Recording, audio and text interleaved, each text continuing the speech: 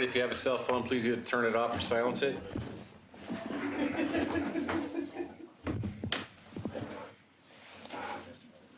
Not checked in. I guess we're still waiting for Commissioner O'Donnell.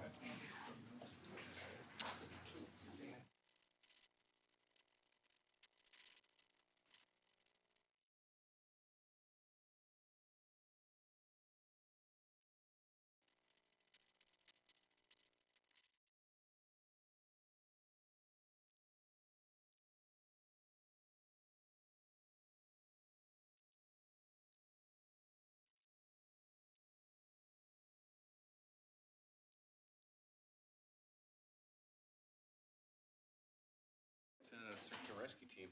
You never know.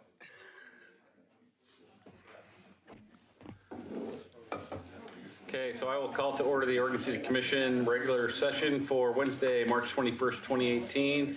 It is 7 p.m. Please call the roll. Commissioner Shaw? Here. Commissioner Mengelberg? Here. Commissioner Ide? Here. Commissioner O'Donnell? Here. Mayor Holliday? Here. Please stand and join me in flag salute. I pledge allegiance to the flag of the United States of America and to the republic for which it stands, one nation, under God, indivisible, with liberty and justice for all. Okay, under ceremonies and proclamations, we have 18-146 mayoral appointments to the city boards and commissions. I have two appointments tonight. Appointment of Ray Stobie to the Historic Review Board for a 3-year term of January 1st, 2018 to December 31st, 2020. And the appointment of Vance Tong to the Transportation Advisory Committee for a 3-year term of January 1st, 2018 to December 31st, 2020. We now move on to citizen comments. Citizens are allowed up to 3 minutes. Present information relevant to the city but not listed as an item on the agenda. And we have 1, 2, 3. 3, is that all? 3, yes. Okay, so I'll start with Carla Laws and Jennifer Lance.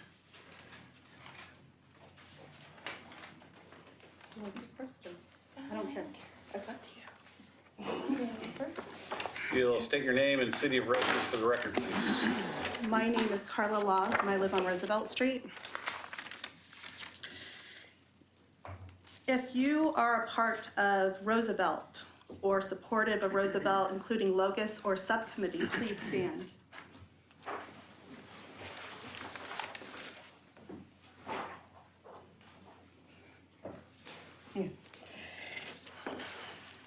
What we're talking about today is a lack of notification. We were not put on the agenda postcard for Barclay Hills Neighbor Association, the one vehicle to reach members of Barclay Hills. Police chief didn't come, that was supposed to be on there, and we weren't put on there, and Free on the outside came with Roosevelt Logos neighbors, and the police officer, head of child sex abuse orchestrated by mom. A few neighbors were traumatized by this event because it was unprepared and unprofessional. Facebook and Nextdoor are not valid forms of communication. Other than lack of notification is no due process, remedy, or repeal. Do nothing attitude. Even through, we think it's a facility, state and city code. It's not only a sobriety house now, we found out recently it's a rescue house for women and children. No security in place, and no reference on the postcard. No feedback of the neighbors, no due process. We do not have representation from our neighborhood association just because there's a conflict of interest, never a due process. Owner of 523 and Free on the outside was not represented either. At the Barclay Hills Neighbor Association meeting, it was peculiar why neighbors were there, no city officials were there. It seems like based on, and this is my assumption here, based on Facebook, there was a post from the mayor on 2/18 at 2:53 p.m. Basically telling us about it being sobriety house before city planning knew, or us. Is this quid pro quo, where the owner of Whitkey and Free on the outside, and no mention on the postcard again. We have to hear that we can have a subcommittee from Mark Matheson, who used to be vice chair. Our argument is that it is a commercial structural specialty code and residential specialty code 105.1 not being honored mandates public involvement in the application and due process. We should have been notified and had a voice in the process from the beginning. Dismissing concerns of the community is my last point. Ignore and weren't allowed feedback. Needs of our street are evaluated in terms of traffic, safety on our neighborhood, and 523 is south. Women have no assurance here, 2 movement lights and that's it, or the children. Repercussions could happen, a lack of security on the house. There's no security system, no nothing. Converted to whatever Freedom on the Outside wants. They said they'd signed a contract, but we know that's not legally binding, and we looked into it. The Me Too movement is real here. No concern for women and their children. It's not ideal. Heard from a member of the city already that 2 parole officers, this is their least favorite house. The bottom line, if the city was not truly notified and did not offer us a ramification and due process, meaning we have no say or our thoughts do not impact the community and we have no chance to give feedback or make an impact on their decisions. Fascism. This is not about not my backyard. This is about a lack of due process. Thank you. Thank you. Ms. Lance? On February 18th, Oregon City Mayor Dan Holliday stated in writing that 523 Roosevelt would be occupied by women only, no men, and no sex offenders. Since that statement, we have seen men there daily, some sex offenders. On March 10th, I saw a little girl there. I immediately contacted the Oregon City Police, who stated that children are living there. The young women living there have been recently released from incarceration and will be indebted monthly for rent to Mike Cross, who serves as pastor at Free on the Outside in Oregon City Worship for sex offenders and other ex-convicts. According to the Milwaukee Journal Sentinel, while serving as a youth pastor at a different church, Cross was convicted of a misdemeanor for having a sexual relationship with a teenage girl. He didn't go to prison. The city of Oregon City zoned the property such that of whatever Mr. Cross and his group Free on the Outside claim their intentions are, they are legally allowed to have anyone, men, women, children, sex offenders, it appears, living there, with virtually no max on the number of occupants. No one is holding Mr. Cross or his group accountable for their actions, which have been at times extremely hostile and harassing towards neighbors. It's very difficult for the oppressed to report their oppression to the oppressor. Thank you. Mr. Gifford? Did anyone have questions for Carla or I? We Is there generally do anything- not take, generally do not have conversations in public comment period. We encourage folks to address issues through the city manager and city staff. I've tried to address this issue with everyone on staff at this point, And and it's I- not being resolved. And I'm really concerned about the folks that are inhabiting that home right now. Okay, so I'm going to ask you a question. What would you like us to do? I'm not the mayor, you know, I'm not the commissioner. we've- I'm not the police chief, Okay. I'm not the planner. So I'm going to say this one time, and that is that we have consulted with city staff. City staff has looked at all of the legal rules, regulations, the Federal Fair Housing Act, all of those things. Then look And further. It's like, There is- look further. This there- is not acceptable. This man molested a little girl, and now there are women and children that are owing him rent every month in a Another child. residential neighborhood. That's insane. And Do a- something. And other child molesters too. We don't know actual facts, but we know that one said that he couldn't be around our kids. We are required to follow the laws of the United States government and of the state of Oregon. And that Then is, who can hold them accountable? then you need to go to the legislature We will. because we don't have the ability Mayor to Olson? change those things. How can you help? Well, and this is not a forum for discussion. You got your chance to we all understand your concerns. If there was something we could do, Well, I'm we would concerned do about it. your history as well, Mayor, so. And that's enough. All right? We're not going to take personal issues here. We are going to look at. How is that not valid? I mean, you're. It's not valid. You're I think tasked that- with making these decisions. We're done. Mr. Gifford, do you want to come up? We're going to look at commercial structural specialty code and residential done. specialty code 105.1. Thank you very much. Thank you.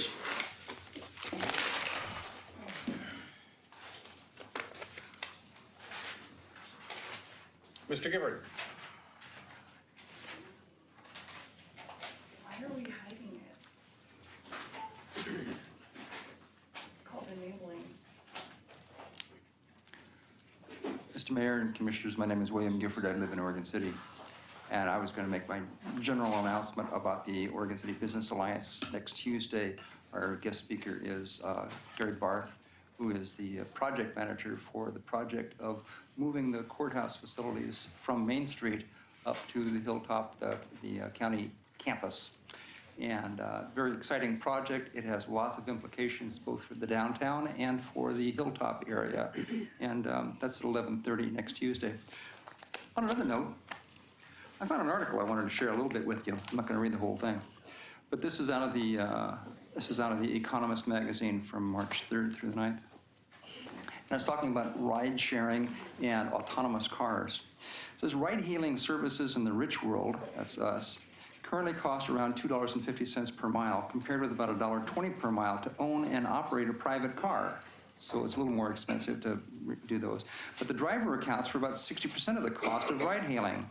UBS, an investment bank, reckons that automation, competition, and electrification, which makes cars more expensive to buy but cheaper to run, will cut the cost of ride-hailing by 70% to about 70 cents a mile. So a typical Western household driving 10,000 miles a year could ditch his car, use robo-taxis, and save $5,000 a year. And there are other advantages, explained Mr. Chern. You can be drunk, you don't have to look for parking, and your kids can take the car. Once the car becomes autonomous, the relevance of car ownership drops materially, says David Leese of UBS. His firm predicts that robo-taxis will take off rapidly after 2025, with 80% of people using them in cities where available by 2035. BGC, a consultancy, reckons that by 2030, a quarter of passenger miles traveled on America's roads will be in shared, self-driving electric vehicles, reducing the number of cars on city streets by 60%, emissions by 80%, and road accidents by 90%. And it goes on, but I thought it was an interesting, and I just want to make sure that when we are doing our long-range planning for our transportation plans, and we know that we can't continue building lanes to get out of traffic situations, especially in the constraints that we have, but the idea of those autonomous cars and ride sharing would reduce demands for parking, which is a huge issue for this city, and other things as well. Anyway, I just thought I'd share. Thanks, sir. Thanks, William. I thought I saw Jonathan's name pop up. He's on for 6A. Oh, okay. So anybody else for citizen comment? Seeing none, we'll move on. Everybody okay with the agenda? Yes. Then we're off to 18-145, ordinance 18-1001, creating downtown economic improvement district. Mr. Underwood. Thank you, Mayor. This is still part of the second hearing that we had on February 21st. At that hearing, we initially requested a little more time since we received a number of objections directly prior to that meeting to give us a chance to calculate the number of objections. We have come up with the calculation at 1% objection to the EID renewal, which is well over the 33% threshold established by ORS. Therefore, we have decided not to pursue assessment of the EID at this time, and we're recommending that the city not assess that district for a renewal period. Okay, Mr. Stone?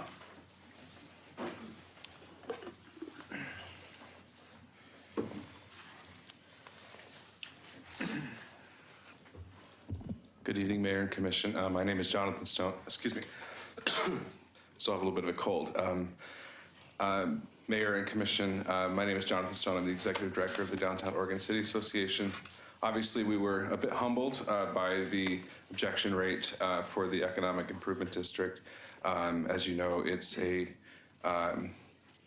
been through this. This is now our third time in creating an Economic Improvement District. And as a result of this process, we've chosen to pursue a voluntary model of fundraising.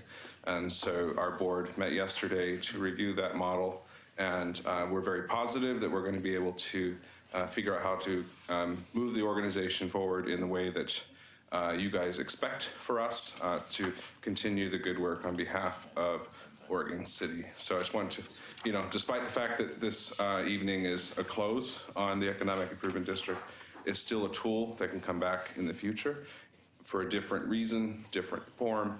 But at this time, we're going to move voluntarily into a different funding mechanism, which we're actively putting details toward. So what do you need from us tonight? Just an approval not to move forward to assess the district. Okay, questions? Comment, maybe. Comment? Jonathan, as the organization moves forward and possibly takes on a different form, once you take on that form, then I suspect you'll reapproach the city. I know we have some contractual relationships with DOCA in its present form. We also have financial subsidies in their present form. You have a fiscal year that comes to an end at some present time. You are tasked with operating the elevator. I think once you identify your future form and get consensus on that, I would move for maybe a work session to discuss our future relationship between the city and whatever form that organization takes.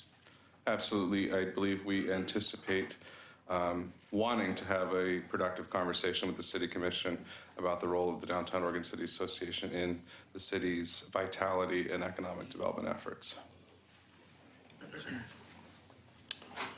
Thanks, Jonathan. Commissioner Mangelberg, were you going to make a motion? I move that the council not enact an ordinance to assess property within Economic Improvement District as per ORS 223.117. Second. Moved by Commissioner Mangelberg, seconded by Commissioner Ide. Is there any further discussion? Call the roll, please. Commissioner Mengelberg? Aye. Commissioner Ide? Aye. Commissioner O'Donnell? Aye. Commissioner Shaw? Right. Mayor Holliday? Aye. On to PC 18-038, first reading of ordinance number 18-1003, LE 17-02, legislative amendment to adopt the McLaughlin-Geneva Trail Plan, amending the Transportation Plan, Trails Master Plan, and Parks Master Plan. Ms. Turway. Thank you very much, City Attorney Bill Kvaisman with our legal description. Thank you, Mr. Way and Mayor and Commissioners. This is a legislative matter. It's a type 4, which gives the City Commission the broadest type of discretion to make a decision. So you don't get the typical quasi-judicial standards and criteria and all the rest.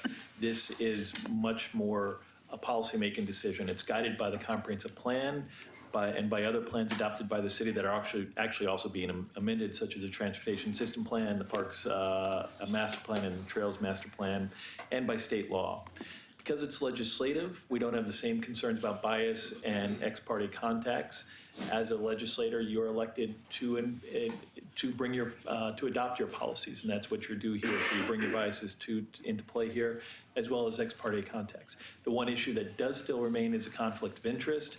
To the extent the legislative plan would or could have a financial benefit or detriment to you or a family member, if it's a potential conflict, you need to disclose it, but you can still participate. To the extent it is an actual conflict, you need to disclose it and cannot participate. So with that, I'd ask if there's any conflict of interest to declare. No? None. No. No conflict. Okay. Thank you very much. The city received a $25,000 grant to refine a trail called the McLaughlin to Geneva Trail. This trail connection had been in master plans for quite some time. It's from the end of the promenade to the Children's Kenema Park in Kenema. And the purpose of this plan, the purpose of this project is to really just refine where that line on the map goes. It's not looking at the details. Certainly before anything is actually built, there will be another public involvement process that will take a look at the exact location and the exact design. This is just sort of narrowing the scope, going from high level of a general trail connection from one place to another to define its general location. This proposal includes a few things. So it includes the adoption of this McLaughlin to Kenema Trail Plan. And with that adoption, it will amend our Transportation System Plan and Parks and Trails Master Plans as well. And then it will also amend our associated lists. So when we collect SDCs and we fund projects, it will amend the project list to reflect the plan. Last time we met, we had presented a plan. There was a large public engagement campaign that looked at these trail locations. The group had decided that there would be an interim trail alignment, and then there was conversation about the permanent trail alignment. The interim trail alignment is shown on the screen. The permanent trail alignment is a little bit different story. The group had originally started with 3 trail alignments, and I know Commissioner O'Donnell had asked me about a trail alignment on South End Road. Originally, the 3 trail alignments were one along 99, one along Tumwater where you see the dotted lines, and then there was another 3rd segment, C, which came up through South End Road. And that one was removed because of the experience, there's topographic constraints there, but also it took the people on the trail away from Old Keneva Park, which was seen as the real benefit of the trail because you get really great views of the falls up there.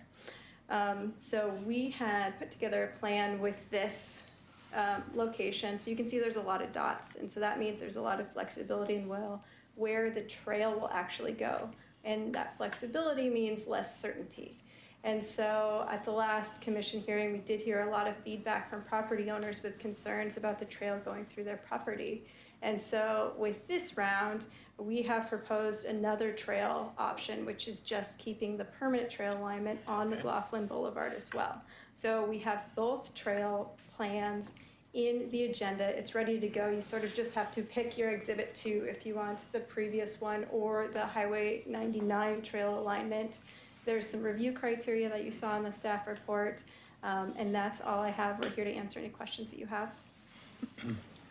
Just double checking, at the intersection of McLaughlin and I guess it would be Second Street, there's a crosswalk and a traffic light for safe pedestrian crossing at that intersection? There was some preliminary design work to figure out how to get across that intersection. That design work is not set in stone. It will still be refined when we go through the process. There's a light there now. Is there not a crosswalk? McLaughlin South Second does have a crosswalk. Yeah, okay. Not at some. There was conversation around a possible improvement on Second and Tumwater. That's that would be a future determination.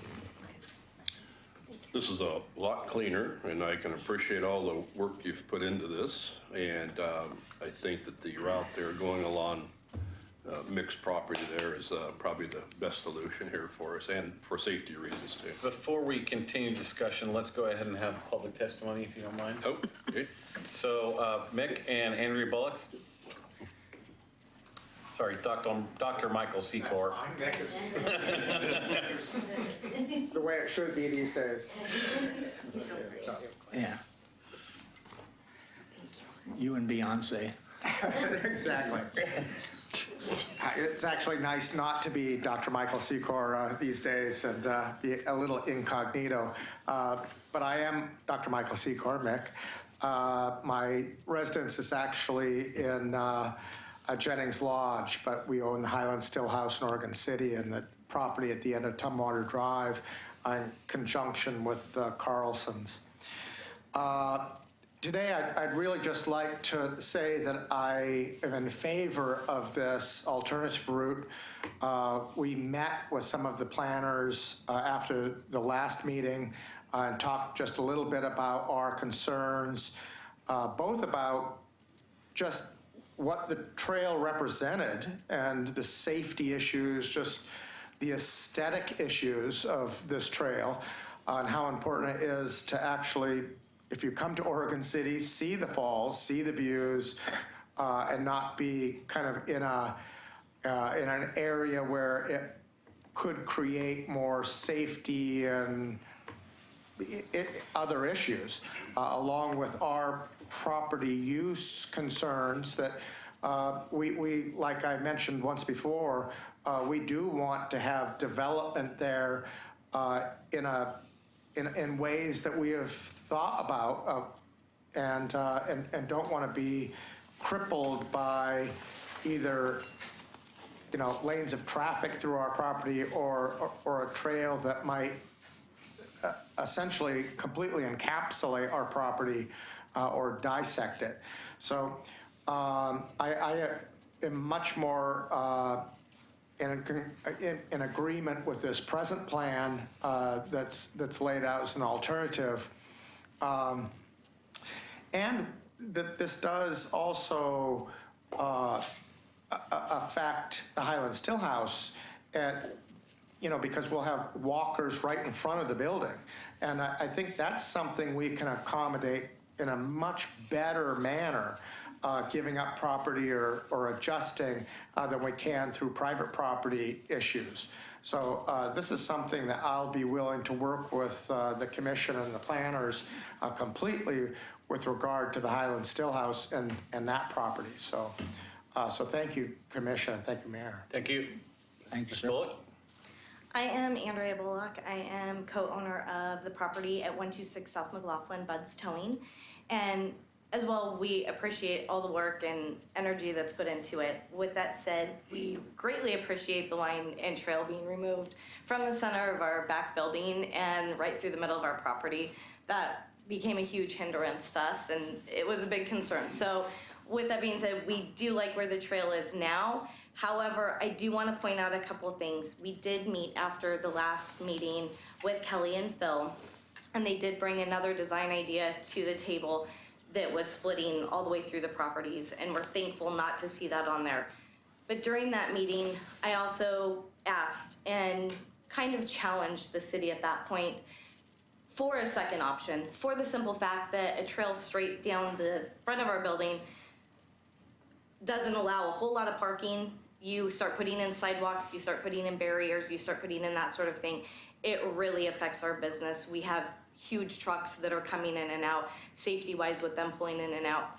It can be a huge concern. So I gave a challenge and asked, if we can have a second option, why can't it be across the street? The answer I was given is that we don't really have anything to worry about because this is for the long term. This is for future redevelopment. I have heard future redevelopment, that term, at least 100 times through this, and that it's not going to affect us because it's future redevelopment.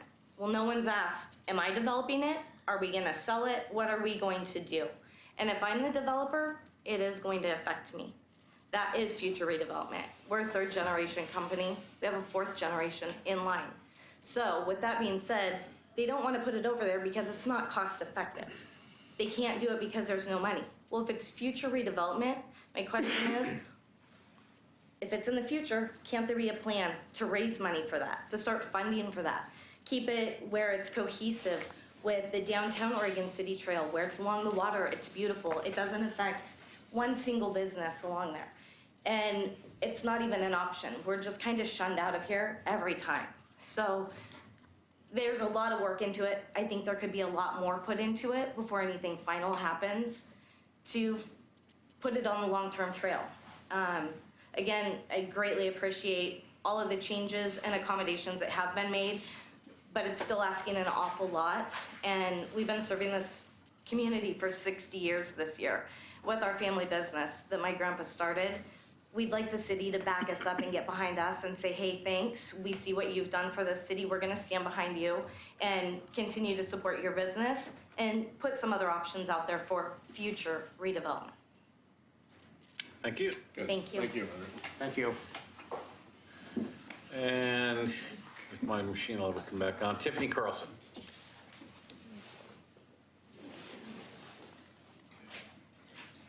Well, I'll be very brief.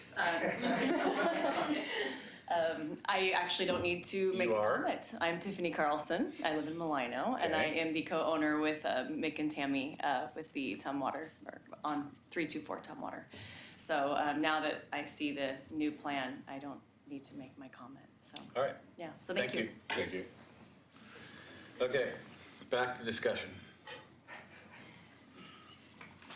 Mr. Hyde, you have something?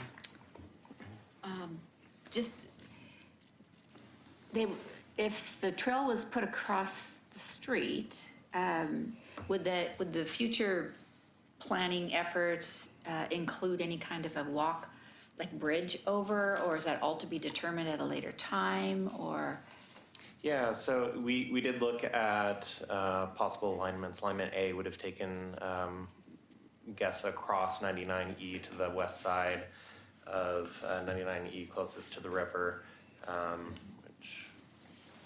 so across 2nd Avenue, across 99 and over on this side, and then connecting back over in the Kenema neighborhood. Some of the determining factors, again, as we discussed, were connecting really to Old Kenema Park was a highlight of both the advisory committee as well as the public involvement process during our Parkway for a Day and online survey results that took place. And so really connecting with Old Kenema Park in some way made the biggest impact on both the advisory committee as well as the public. We did look at that alignment. It was more expensive. There were safety considerations crossing 99. There were also considerations of the kind of just noise and pollution kind of impacts being so close to fast-moving vehicles. Although this current proposed trail does travel along 99E very quickly once you get onto the PGE property into a buffer zone further away from 99E and up above 99E, where you continue into Old Kenema Park, again above 99E, and in a wooded, nature-based park area, whereas the trail alignment on the A alignment would take you along 99 for the majority of the pathway, which again, with the concerns that folks had, there were also some pinch points along certain sections, and the development of a suspended walkway over the railroad property beneath was something that was brought up during the conversations as well. Thank you.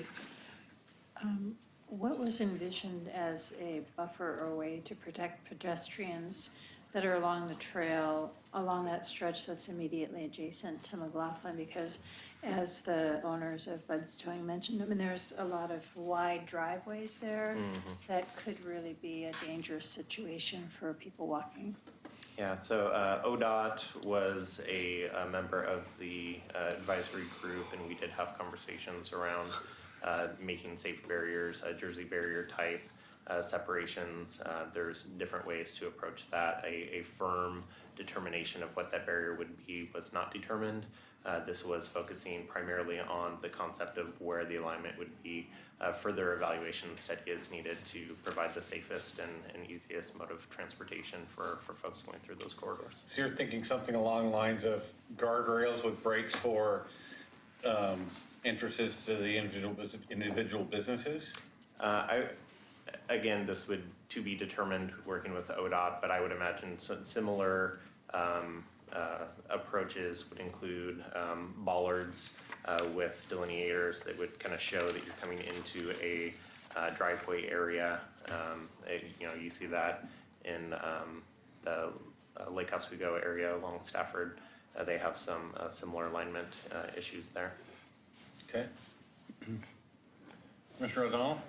I guess I'd simply say that my understanding is this is not a first swing, but an initial swing is subject to change. It'll evolve with input. I certainly want those people that are engaged to continue to be engaged, because, okay, this is not final, but those most influenced, we need to go the extra mile to make sure that they're intimately engaged in the future.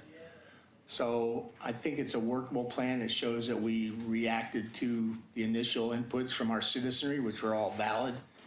I think it's a starting point. I don't want anybody to make a mistake that this is it in its future form, cast in stone, because it is not.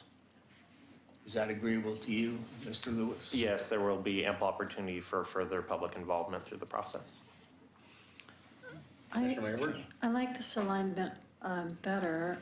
Really, the only part that would be somewhat intimidating and uncomfortable for the pedestrians is that small section between PG substation and 2nd Avenue. The rest of it is, in a fairly protected or quiet area. So I think it'll be really a nice connection. Anything, Mr. Straw?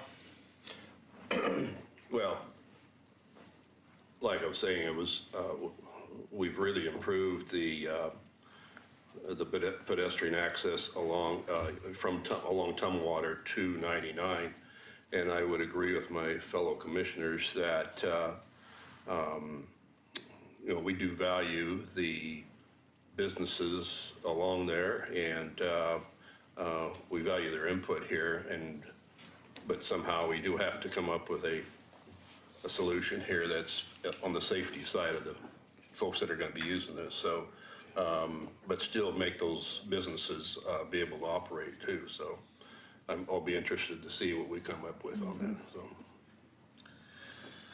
Okay, so I'll just put in my 2 cents, and that is, I get where the bullocks are coming from, but we've gotten to the, we made some progress from the last time, so we're eliminating all that stuff, the triangles and zigzags and everything else, so we're just coming down second to McLaughlin. Probably the biggest impediment to crossing McLaughlin there is trying to get back across to Old Kenema Park. And when you start talking about pedestrian bridges across a state highway, the dollars climb dramatically. There will be another, eventually, sometime, hopefully, before I die, a walkway from the Legacy project down to Kenema on that side of the river. So I think this is probably the best compromise we're going to get at this point in time. And we will certainly welcome comments and suggestions, and maybe there's a different way that we can do that to make it good for the folks that are walking and good for the businesses. Maybe we could do an elevated walkway or something, I don't know, but let's take this and move it forward and let let that take shape, and I think that's the best we're going to get done today. I don't see did the option numbers get cut off? Or did they not get added? So option 1 was what you had saw last time. Option 2 is McLaughlin Boulevard. Is there a motion? Whichever way you want to say it. So you want to make sure that your motion includes whichever option you're voting for. Which one are they voting for? McLaughlin Boulevard, it sounds like. Is there a motion? Yeah. Let's see, move to approve PC 18-1003, LE 17-02, a legislative amendment to adopt the McLaughlin Kenema Trail Plan, amending the Transportation System Plan, Trails Master Plan, and Parks Master Plan with McLaughlin alignment. McLaughlin alignment being the preferred plan. Is there a second? Second. Moved by Commissioner Shaw, seconded by Commissioner Hyde. For the discussion, call the roll, please. Oh, do you have to say something? It is a first reading. Oh, okay, first reading. Ordinance number 18-1003, an ordinance of the City of Oregon City adopting the McLaughlin Kenema Trail Plan, an amendment to the Oregon City Transportation System Plan, Trails Master Plan, Parks Master Plan, and Comprehensive Plan. Call the roll. Commissioner Mengelberg? Aye. Commissioner Ide? Aye. Commissioner O'Donnell? Aye. Commissioner Shaw? Aye. Mayor Holliday? Aye. Motion passes.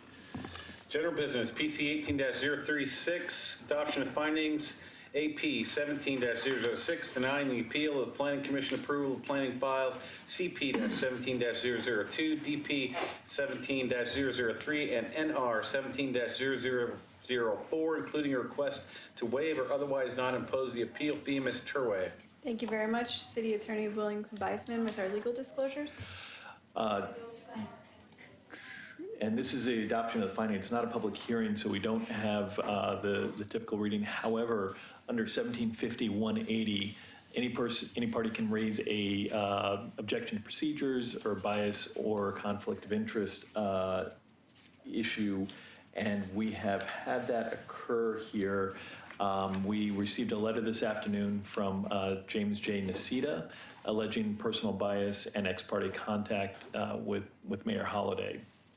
I believe the personal bias issue was already addressed in the previous matter, and I would just ask again, since it has been raised again, basically, Mr. Nacita indicates that you had said, I think we go down a dangerous road when someone makes a mission to kill a project just to kill a project. The question that you must answer is, can you make a determination based solely on the evidence in the record and the criteria that apply, and putting aside any concerns you may have with the reasons for the person making the objection? Yes. Okay. Any challenges? Seeing none. I'm sorry? No. Okay, thank you. The second, let the record reflect, in case it wasn't caught, all that somebody said was no. The second issue is an ex parte contact. Mr. Nicita submitted a photograph that he took on February 16th, 2018, so about 9-10 days after the hearing, which shows, once again, Mayor with Mr. Fowler alleging and asking that the appellant requests the mayor disclose all contacts and communication he has had with Dan Fowler regarding the above referenced land use application. So the question is, have you had any contacts with the applicant regarding the land use application? No. Any further challenges? Again, seeing none. I want to be clear on this, okay? Mr. Fowler and I are not only friends, and I don't think that's illegal. It is not. But we have several things going on in the city not having to do with this particular application, including Mr. Fowler's membership in the Oregon City Business Alliance, which I discuss with members, all kinds of different things. So it would not be unusual to get a picture of me with Dan Fowler or with William Gifford or with Tom Bush or any number of business people in town. The nature of a city of this size is that there will be communication between a variety of different interests in the city. That's just the way it is. And what those discussions are doesn't matter unless it's actually discussing a quasi-judicial matter that is required to be decided on the record. There was no discussion of this application at that meeting. And seeing no further challenge, that's all I have. Apparently, Bob, do you have something? Then you need to come to the microphone.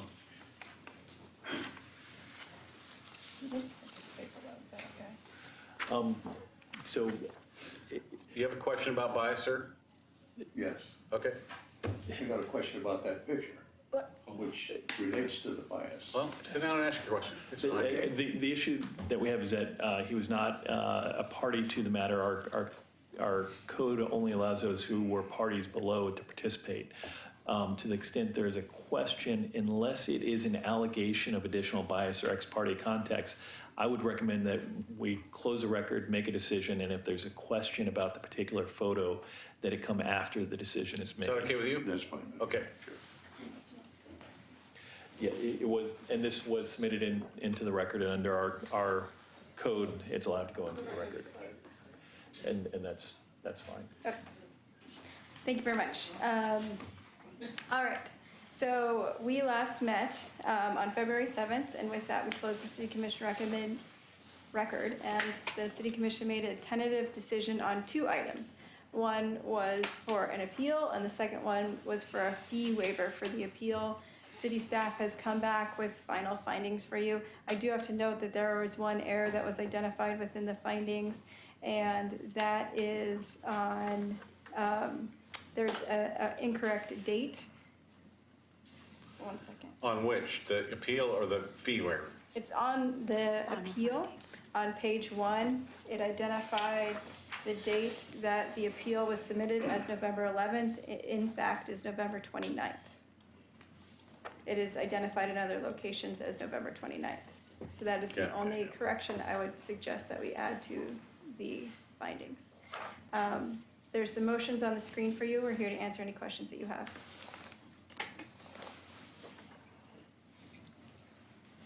Is there a motion? I would, And we'd be looking for 2 different motions. Start with the fee waiver, Commissioner Shaw. okay. You want to go ahead and do it? Okay, I move that the commission adopt the final findings as amended, denying the appeal AP 17-006, and uphold the planning commission's decision to approve planning file CP 17-0002, DP 17-006, 17-03 and NR 17-0004 with conditions. And the amendment of the date. And amendment of the date. Second. Moved by Commissioner Megabrick, second by Commissioner Shaw. Further discussion? Call the roll, please. Commissioner Mengelberg, Aye. Commissioner Ide, Aye. Commissioner O'Donnell, Aye. Commissioner Shaw, Aye. Mayor Holliday. Aye. The second motion concerning the Blue River. The second one. First. Oh, no, the top one. There you go. Wait for it. Oh.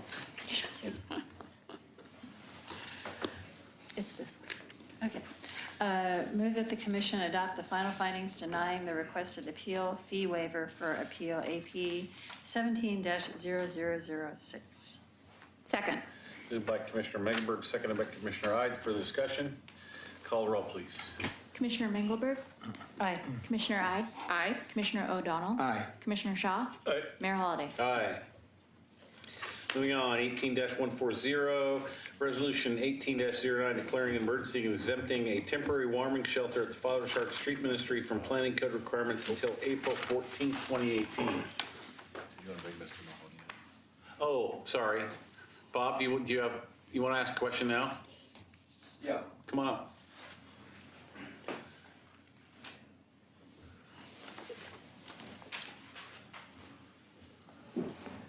Bob Mahoney, I live in Oregon City. I take a little resentment to, and I've been in the photography business for about 30 years. I know my way around a camera. I think I know my way around people once in a while. This gets in the way once in a while, but the eyes don't. I take a little resentment to the fact that a photograph taken with the parties involved, not knowing that it was taken, is being introduced as something as part of an appeal that has been ongoing for several months. And this has been introduced or attempted to be introduced at the last minute with some questionable intent as to the integrity of our mayor and an applicant to seemingly complicate the issue. And as a taxpayer and a citizen of this community, I find it a little bit irregular that someone would want to do business this way before a public quorum. And, you know, taking a picture is a kind of a personal thing. You know, it kind of, you know, do I have your permission to take a photograph? That kind of thing. And to take a picture with people that are engaged in a normal conversation and to use it intentionally, try to use it for other purposes, doesn't ring well with me. I mean, we all operate in good faith. I've appeared before you before to say that we all conduct our business in good faith. And this does not sit well with me. So I just want to go on record. Thanks, Bob. With that. Thank you. Thank you, Bob. So let me answer just one piece of that, and that is that I clearly understand that I'm a public figure, have been for a long time, and there is nothing illegal about taking a picture of me in a public place. That's all I have to say. So moving on, we're back to the Father's Heart, Resolution 18-09. Ms. Turway. Thank you very much. The City Commission approved a resolution allowing a temporary warming shelter at the Father's Heart Street Ministry, which is located at 603 12th Street. And that resolution exempted planning so that they could open during the cold winter months when the temperature dropped below 33 degrees. That includes the wind chill as well. And since that happened, they've served 337 individuals over 53 nights. For a total of 2,626 beds during that duration of time. They have requested an extension for another 30 days to April 14th. That extension, if the City Commission approves, is okay with our building department as well as our fire department. In both of those cases, it couldn't extend past that time. And you really wouldn't want to anyway because it's only when the temperature gets too cold, and I hope that it's not that cold this summer. So the request is just to extend it 30 days. Is there a motion? Move to approve 18. did- Excuse Just me. want to make a Discussion discussion. Okay, Go ahead, Commissioner Shaw. sorry, go ahead. Move to approve resolution number 18-09. Second? Second. Moved by Commissioner Shaw, seconded by Commissioner Ide. Ms. Ide, do you have something? Yeah, just a comment, I know we've talked about this before, about considering code changes during our equitable housing code review, that would eliminate the need to have to keep coming back and having these emergency ordinances every year. So I just wanted to reiterate that I hope that some code revisions will eventually come forward to us that we can discuss. Certainly. Yeah, great, Further thanks. discussion? I would second those sentiments. I mean, an emergency is an emergency, and it shouldn't be an emergency every year and year after year. Make permanent accommodation, whatever it takes to get it done properly. I'm in total agreement with Commissioner Hyde. I'm curious about allowing us to do these on this occasional basis allows us to review these facilities to see if they're still in compliance with fire and police and stuff. So if we do this on a broad note like this, I wonder if we lose that ability to make sure they're in compliance. Certainly, if you're writing the code, you can write in an annual inspection. Schools have to have an annual fire inspection. Well, I know. And we can't single out, a specific type of business either, but, I mean, not that, we want to make sure that they're safe, but we want to make sure that all buildings in the city are safe through our code structure. Understood. Do not apartment buildings have to have an annual fire inspection? There are annual inspections for businesses. If we see a change in occupancy or change in use on a permanent basis, it does go through our building department. But like say the Oregon City View Manor, or not that, but the old hospital building. Residential care. They must have an annual inspection for fire and safety. From fire department. Yeah, okay, so that wouldn't be discriminating at that point. Yeah. Further discussion? Call the roll, please. Commissioner Mengelberg? Aye. Commissioner Ide? Aye. Commissioner O'Donnell? Aye. Commissioner Shaw? Aye. Mayor Holliday? Aye. Does anybody have anything they want to pull from the consent agenda? Motion, please. Move to approve the consent agenda? Second. Moved by Commissioner Ide, second by Commissioner Mengelberg. For discussion, call the roll, please. Commissioner Mengelberg? Aye. Commissioner Ide? Aye. Commissioner O'Donnell? Aye. Commissioner Shaw? Aye. Mayor Holliday? Aye. Mr. Manager, communications? I believe that I have an update from Mr. Lewis. Thank you, Mayor and Commissioners. Just want to quickly go over the 2018 Regional Transportation Plan update. So not going to go through a bunch of information on that. That's a very long process, and there's a lot of content associated with it. So I just wanted to make sure you were aware that it was going. If we need to bring it back to you, if you're interested in talking more about that, we can definitely do that in a work session. But really, the Regional Transportation Plan provides a shared vision and investment strategy that guides projects and programs for all forms of travel to keep people connected, commerce moving throughout the greater Portland region. The plan is updated every 4 years to 5 years to stay ahead of the future growth and address trends and challenges facing the people of the region. This is definitely a regional plan. It's a regional look for those that want to know a little bit more. The regional plan is a vision for 2000 at a time in 2018. It looks at as far as 2040. Everyone in the greater Portland region will share in prosperous, equitable economy and exceptional quality of life sustained by safe, reliable, healthy, and affordable transportation systems in the region. Focus on the main outcomes in the vision. There are 4 key takeaways from the analysis.